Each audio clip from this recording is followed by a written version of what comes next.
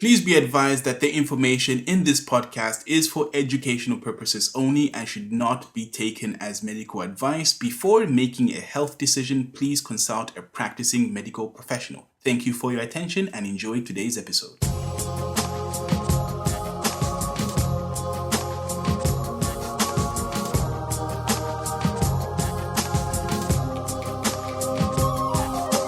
What is up, cooties and germs? My name is Tony, and you're listening to Hemp Nerd, the podcast that helps clarify how medical marijuana or medical cannabis works so you can get reliable therapeutic results. Now, in today's particular episode, we're going to be answering the question, or looking into the question anyway, can CBD oil work for gout? Now, in order for us to do that, if you're a regular listener, you know that first we need to fully understand, or as clearly as possible understand, what gout is before we can determine whether CBD oil or cannabis-based medicines in general will be able to help with the treatment of gout. So, what is gout? Gout is a common form of arthritis brought on by the buildup of uric acid crystals in your joints. The formation of uric acid crystals in and around your joints causes inflammation, pain, and swelling.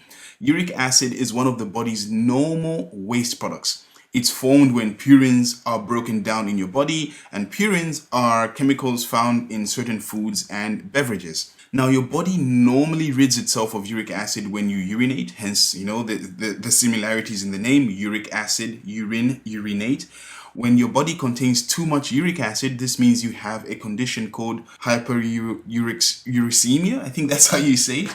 Hyperuricemia. I should have Googled how to pronounce this word. Anyway, this is not classified or characterized as a disease by the medical community. However, it does lead to the development of diseases such as gout. Now, what causes gout? All right, so we kind of have an idea of what causes gout in regards to the buildup of uric acid, but let's go deeper into this. So what causes gout? So of course, gout is caused by the excessive accumulation of uric acid in your body and your bloodstream.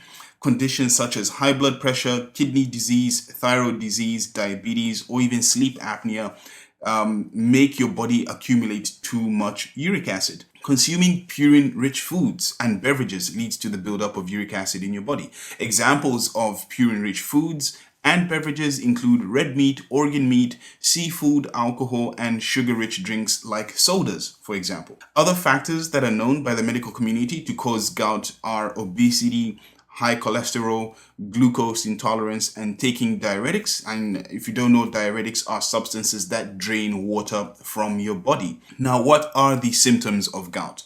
So gout symptoms are characterized by a fast onset of pain in your affected joint, followed by swelling, tenderness, warmth, and reddish discoloration on the affected area, of course.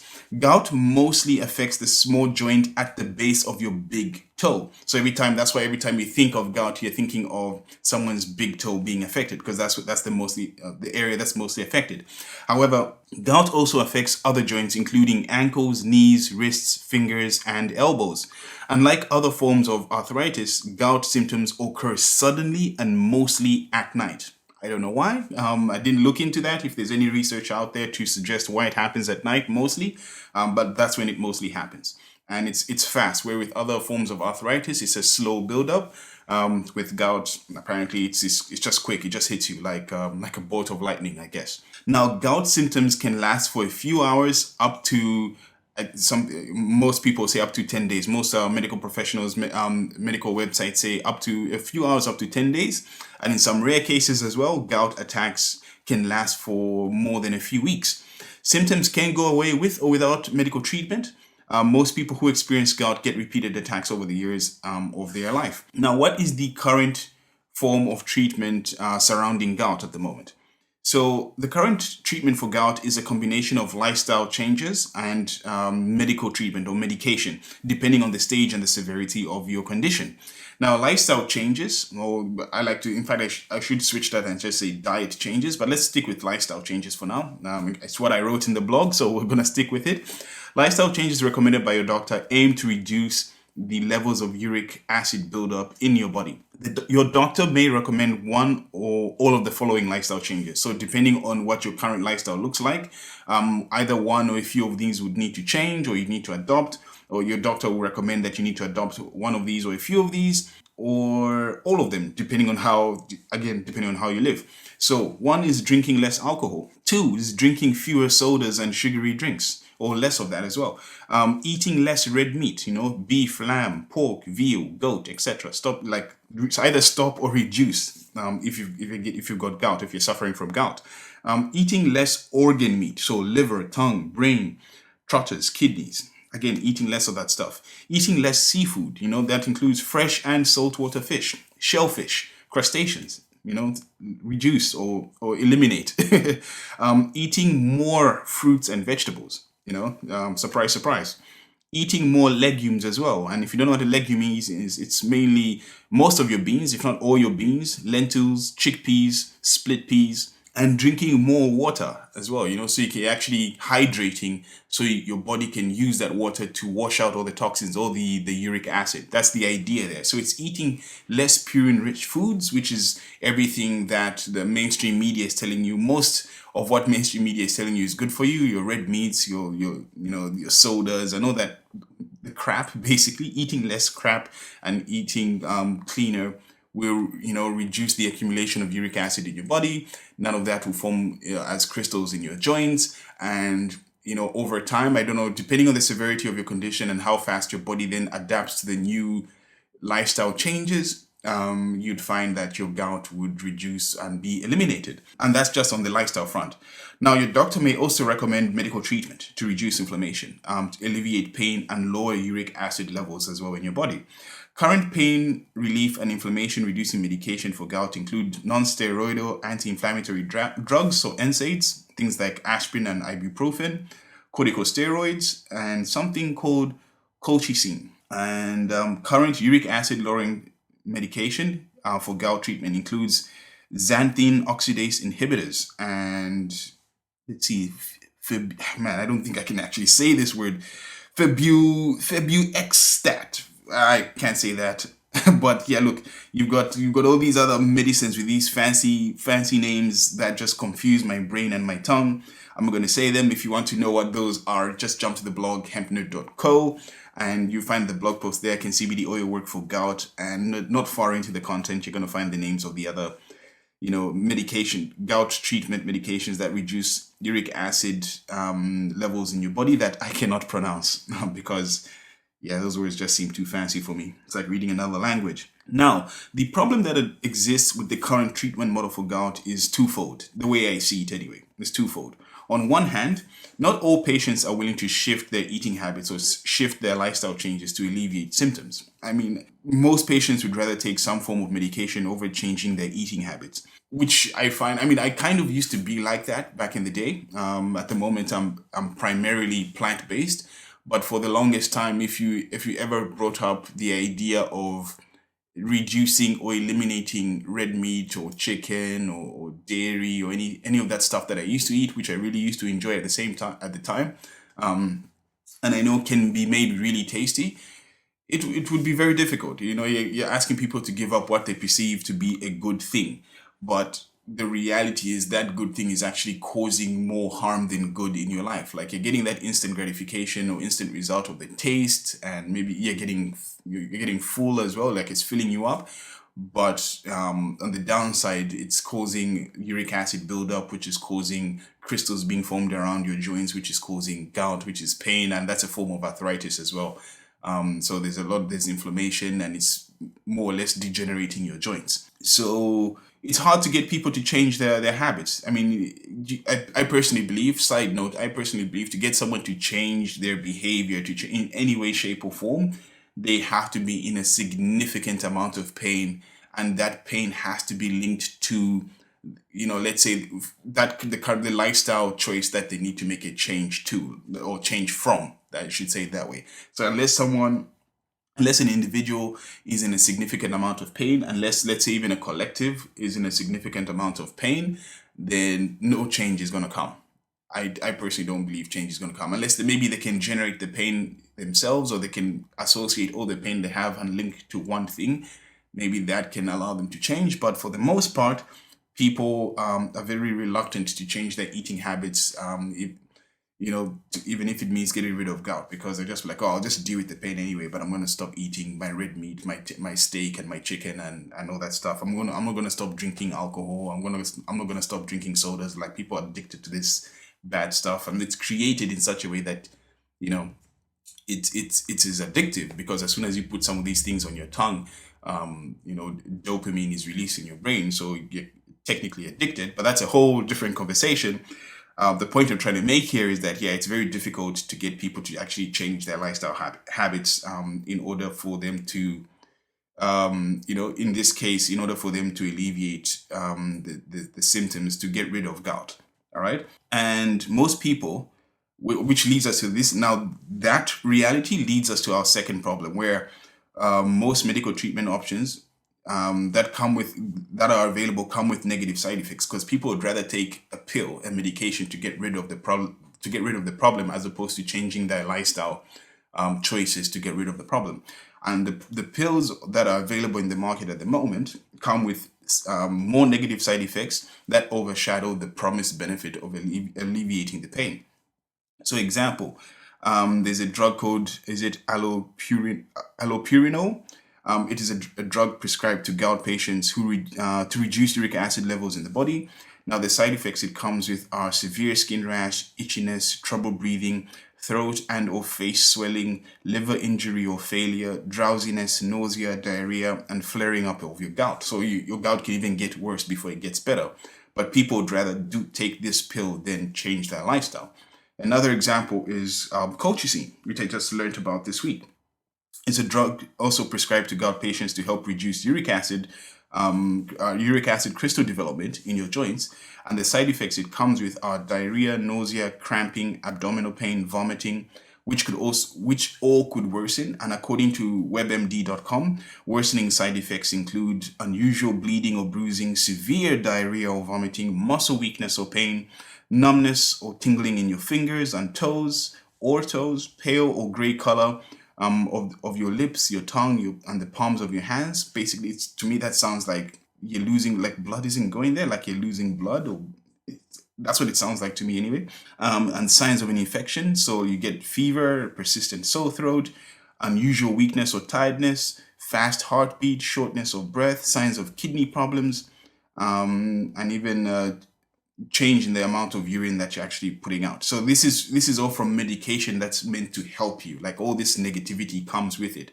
And then you hear some, which I personally believe is, and this is in my personal opinion, of course, some of the stupidest logic, that the benefits outweigh the risk. This is what your doctors, and this is what I've read on some medical websites, that the reason why they prescribe it is that your doctor has determined that the benefit outweighs the risk. But when I look at this, like, I don't care what, I don't care how long you studied to be a doctor. These drugs, the risk outweighs the benefit all the time. Like, every time I look at this medication for these conditions, like, the deeper I get into this, every medication I see, most of it, like 90% of it, the risk always outweighs the benefit. Like, someone, yes, can be in a lot of pain. Someone's quality of life has reduced because of that condition. But the risk, I mean, the quality of life is reduced. They're in a lot of pain. They're a lot of discomfort. They take this pill with the promise of that discomfort going away. But the risk that it comes with, the risk that pill comes with, in my mind, always outweighs the benefit. And it's much simpler. I personally believe it's much simpler to actually make some lifestyle changes. Like, we don't even need to be looking into CBD oil for this one. Like, if you've got gout, I don't think I've found that CBD oil can work, but really the thing you should be focusing on is actually changing your lifestyle, like changing how much your red meat intake is, your alcohol intake, your sugary drink intake, your purine rich food intake. You should be looking at that and adjusting that accordingly, so that you can reduce the amount of uric acid buildup in your body. It's that simple, and that the risk to benefit factor there is like, there is no risk. It's just benefit. There's no risk. It's just pure benefit. Anyway, that's just my mind. That's a little rant. Need to get that out of the way. Let's keep up with the content. So This reality, right, of the drugs coming with side effects is consistent with most, I would say 99% of pharmaceutical drugs. I have not come across this pharmaceutical drug, unless it's just like a painkiller, right?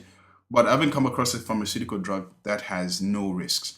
All you have to do is, all you have to do is just do a Google search on the name of any medication, if that, and add side effects to your query, and you check out the results for yourself. You see what side effects a lot of these drugs come with, and you quickly see just how bad the side effect profile, just how negative the side effect profile is for some of these drugs.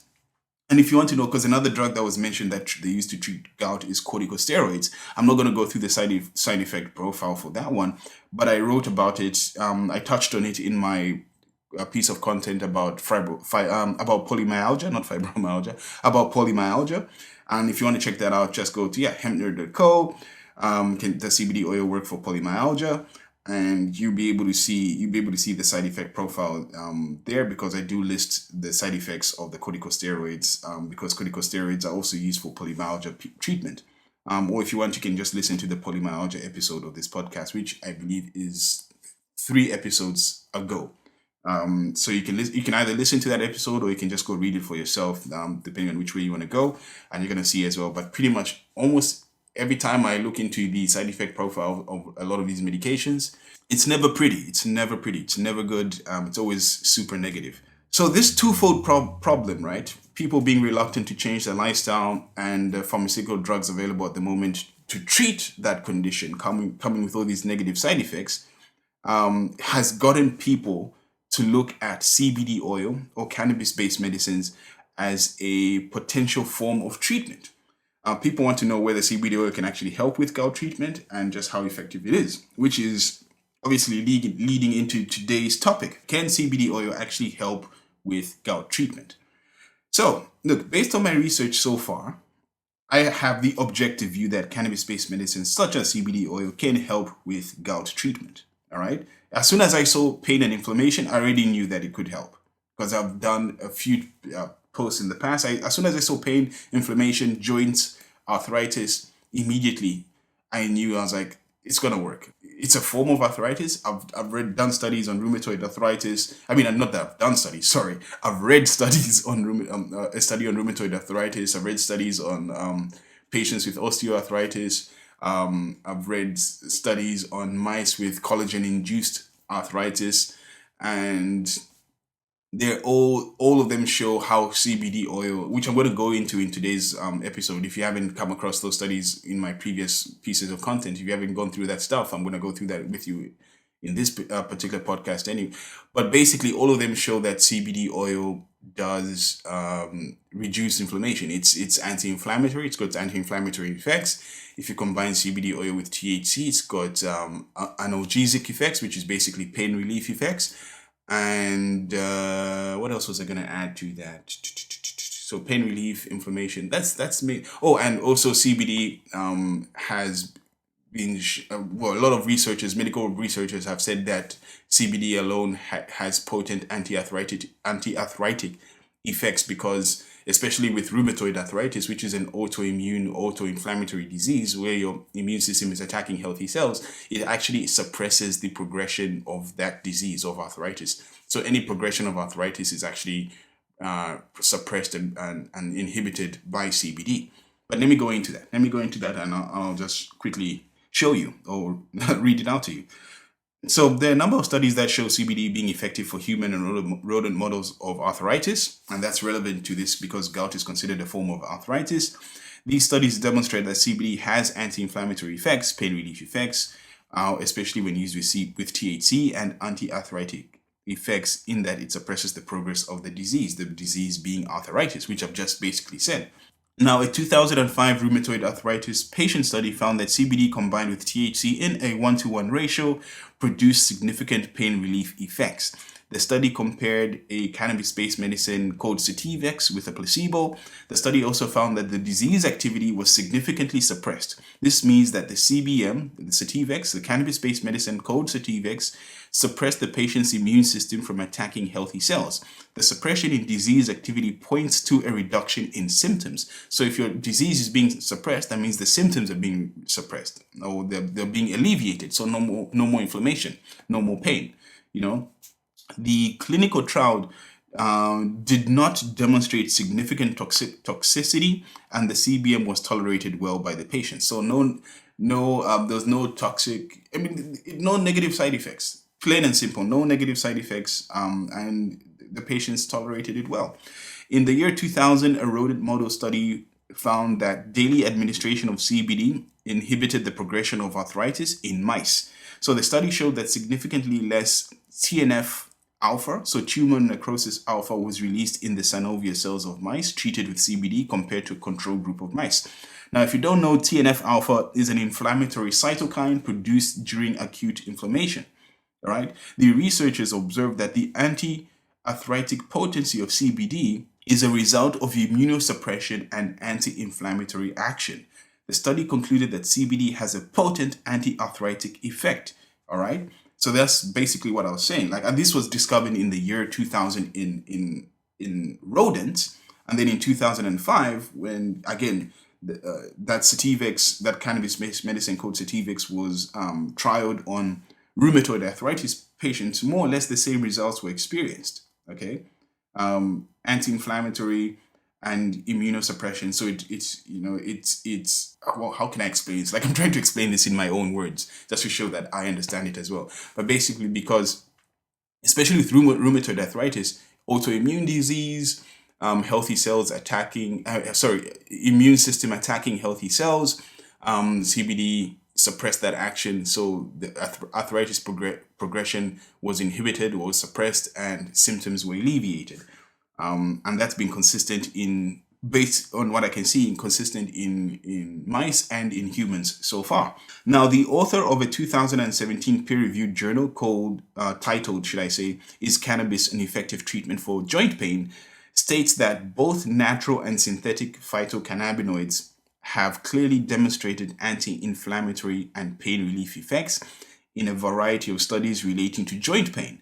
Numerous anecdotal patient reports exist. That's basically like numerous patient stories exist that document the effectiveness of consuming cannabis for joint pain and inflammation, which essentially is what gout is. The author concludes that preclinical human data that exists indicates that the use of cannabis should be taken seriously as a form of treatment for joint pain and inflammation. And I couldn't agree more. Every single joint pain and inflammation condition that I've looked at so far at the beginning of this journey has proven to me, like when I look at the studies, when I first understand what's going on, and then when I look at the studies, I can clearly see that, using CBD oil is a no-brainer. Basically, it's a no-brainer, and it should be made legal there's a lot of reasons why we should have medical cannabis legalized, but if someone's in pain, someone's suffering, someone's going through joint pain, whether it's tendinitis, whether it is arthritis, whether it is bursitis, whether it is fibromyalgia, polymyalgia. Right now we're looking at gout as well, and there's more conditions that are coming through that I'm going to, talk about, research, write about, talk about.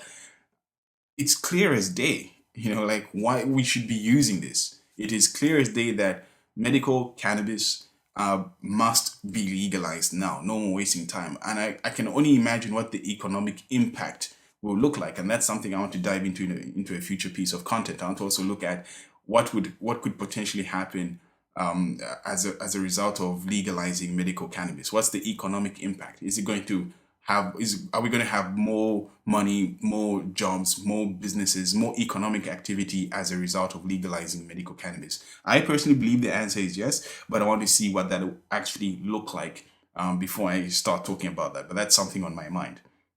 Now, in addition to that, the author of a 2019 peer-reviewed journal titled "Joints for Joints," which I found very funny. Joints for Joints. I imagine these medical professionals smoked a joint in their time.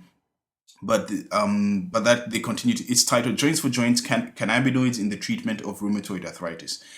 They state that, or the author states that cannabinoids show anti-inflammatory effects by activating CB2 receptors in your body. CB2 receptors decrease the amount of cytokine production and immune cell mobilization when activated by cannabinoids. Now, cytokines are protein molecules that mediate and regulate immunity and inflammation. Okay, so I'll say that again. Cytokines are protein molecules in your body that mediate and regulate immunity and inflammation. And what they're saying is cannabinoids show anti-inflammatory effects by activating CB2 receptors in your body. And CB2 receptors decrease the amount of cytokine production and immune cell mobilization. Because so cytokines, mediate and regulate this immunity and regulation. I mean, immunity and inflammation. So if you have too many cytokines, if you've got too much cytokine activity, they're going to cause a lot of inflammation. So if you activate CB2 receptors, they will actually decrease cytokine production or cytokine activity, I'll call it that, which will then reduce the inflammation in the not desired, affected area. That's what I personally believe, because that's what it looks like. Medical cannabis, that's how it looks like it works. Like it actually goes to the affected area and then does what it needs to do to reduce inflammation and reduce pain. Anyway, the author goes on to state that, to conclude that cannabinoids reduce inflammation and pain by activating cannabinoid and non-cannabinoid receptors in our body, making cannabis a suitable treatment for rheumatoid arthritis, which is kind of what I said, but he said it in a more medical styled way, or he's using medical language. But I'll just read that again. The author concludes that cannabinoids reduce inflammation and pain by activating cannabinoid and non-cannabinoid receptors in our body, making cannabis a suitable treatment for rheumatoid arthritis. So what are my final thoughts on this? Look, from the studies made publicly available so far, from what I've read so far, I personally believe there's enough data to conclude that CBD does provide potent anti-inflammatory effects, potent pain relief effects when combined with THC, and potent anti-arthritic effects. Gout is described as a form of arthritis, and arthritis is an inflammatory disorder. All right. Thus, in my objective view, CBD oil is a viable form of treatment for inflammation in gout. And when you combine CBD and THC in a 1-to-1 ratio, it is also, in my objective view, that you have an effective pain relief formula as well. However, there are no current studies that point to CBD oil being effective for reducing uric acid levels in your body, because that's what you're really dealing with here. That is the root cause of the problem here when you're looking at gout. So there's no studies that point to CBD oil. Maybe I haven't seen them yet. Maybe they do exist and I just haven't come across them yet. But from where I stand at the moment, I don't see any studies. I haven't seen any studies that show CBD oil, THC, or any other cannabinoid that exists in the plant. Maybe it's even the terpenoids. Not sure if there's anything there that does so, that reduce uric acid levels in your body. Thus, it is in my objective belief and view that you should also adopt a lifestyle change. Like it's not enough to just take CBD oil to reduce the inflammation, which will eventually reduce the pain. Because if you're not changing your lifestyle, then that uric acid will build up again, and then you'll be in trouble again, and then you'll be basically on, how can I, not stuck, but you'll be on the treadmill of eating crap and then taking CBD oil to reduce the pain and inflammation. But then you're still eating crap.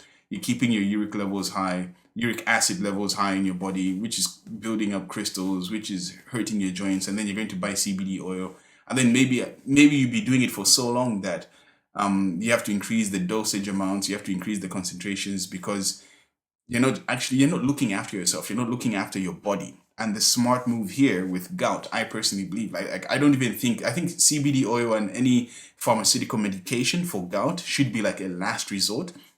The first thing you need to be doing is changing your lifestyle. That's what I personally believe for this one.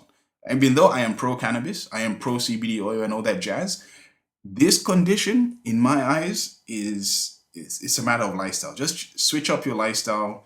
Gout will be gone. Simple. And it'll be gone forever. Like it's sustainable to do. There's so many people now who are adopting a plant-based lifestyle. Vegan lifestyle, if you want to call it that. But you don't even have to go that far. Like you just have to reduce your intake. Like maybe you can only you eat meat maybe once a day for dinner or for lunch. Like choose either lunch or dinner, and that's where you have your meat. But obviously breakfast don't have bacon. Okay, you can have a burger for lunch, or you can have some chicken for dinner or a steak for dinner, what have you. But just maybe eliminate. Just pick 2 meals of the day. Eliminate the red meats. Eliminate the seafoods. Eliminate the sugary sodas. Eliminate the alcohol. Reduce the alcohol intake on the weekends. I mean, I don't know what your lifestyle looks like, but this is a common sense. Like, you don't even need to be a doctor to see this. Like, this is just pure common sense. And if you got gout and you know it's because of your lifestyle choices and you're not making any changes and you're suffering, you're saying, oh my God, I think you're just an idiot for not, in my personal view, you're just an idiot for not changing up your lifestyle so you can improve your own quality of life without buying silly medication that's just going to make your life even worse. Anyway, I'm sorry for that rant.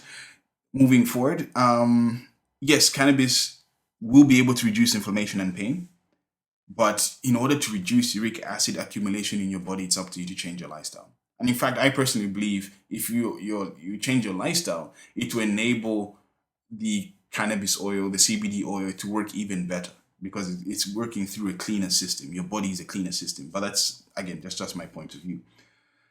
Now, what if you're after anti-inflammatory effects? What if you're at the point you're in like a lot of pain, you've got a lot of inflammation, you can't even walk on your foot, and you want to get rid of it, and you don't want to take corticosteroids, you don't want to take colchicine, you don't want to take any NSAIDs, and you don't want to take any of the pharmaceutical stuff. You're just like, okay, look, I'm in a lot of pain right now, lots of inflammation. I want to get rid of that, and then once I can get that done, we can look at my lifestyle as well. Which type of CBD oil product should I go for? That's a fair question to have. If you're just after anti-inflammatory effects, which I believe is where you should start with this particular issue, then your best option is either a full spectrum CBD product or a broad spectrum CBD product, because CBD alone has been shown to have potent anti-inflammatory effects. If you're after both anti-inflammatory and pain relief effects, then your best option is a full spectrum CBD product with a 1-to-1 ratio of CBD and THC. Why? Because CBD and THC combined have been shown to provide significant pain relief effects in patients with chronic pain. Now, the challenge with that particular, recommendation, if you want to call it that, is there's a legal challenge surrounding THC, right? Or CBD products with THC. So the legal challenge is that you face is that legally, a CBD product is only allowed to have a maximum THC limit of 0.3% in any cannabis-based product, right? 0.3% of THC. But the studies have shown you need a 1-to-1 ratio of CBD to THC. So the same amount of CBD, if someone is saying there's 500 milligrams, 1,000 milligrams, 1,500 milligrams, 2,000 milligrams of CBD in their product, then you need the exact equivalent or a 1-to-1 ratio. So you also need 1,000 milligrams or 1,500 milligrams or 500 milligrams, basically a 1-to-1 ratio of THC in that product in order for you to have significant pain relief effects. The way the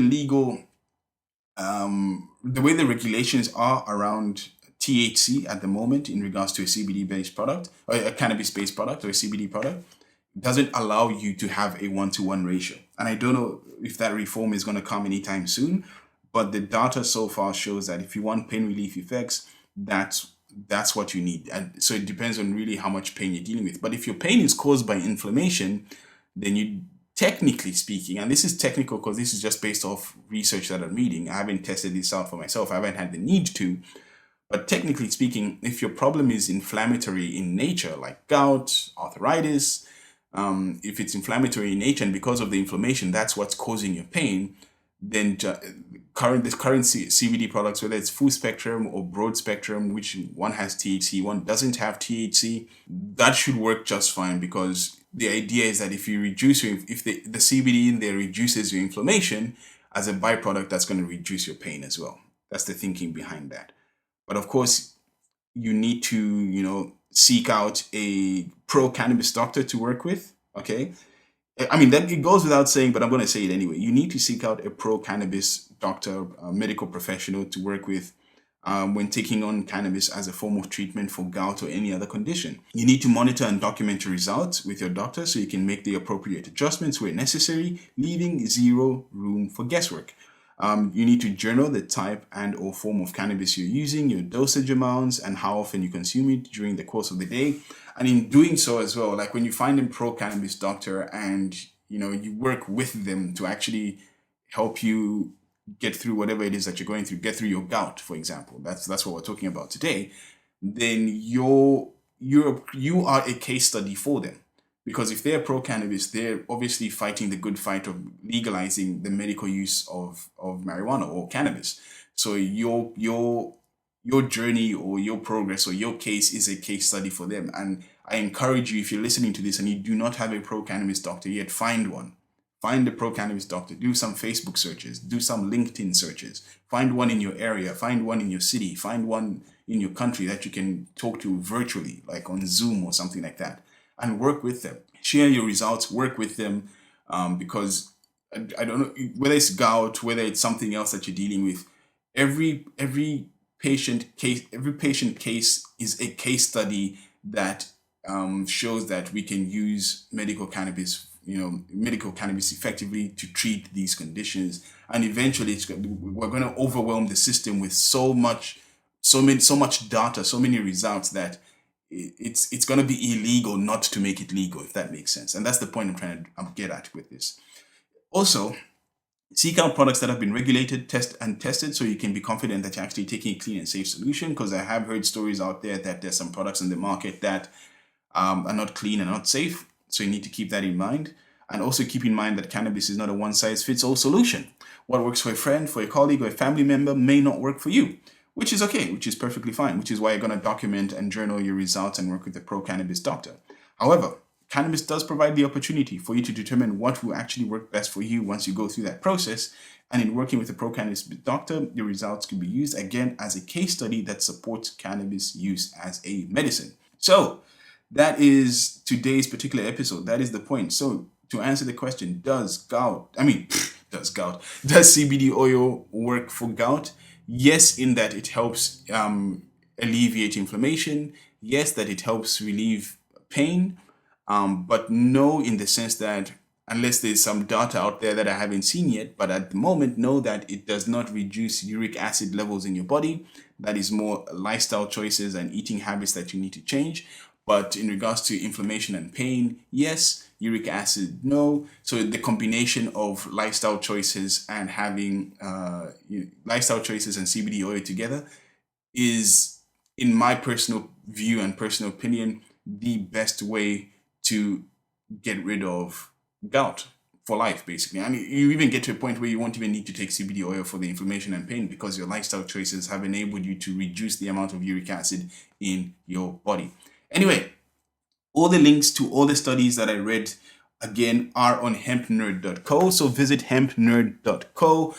Go to the blog post titled, Does CBD oil work for gout? And scroll down to the bottom. You're going to find all the reference links to all the little pieces of information that I read. If there's something that I've missed, please let me know in the comments. I'll be more than happy to check it out. And then I can always add it to future episodes or future pieces of content that I put out. Otherwise, thank you for listening. Take care, and I will catch you in the next episode of the Hemp Nerd podcast. Peace.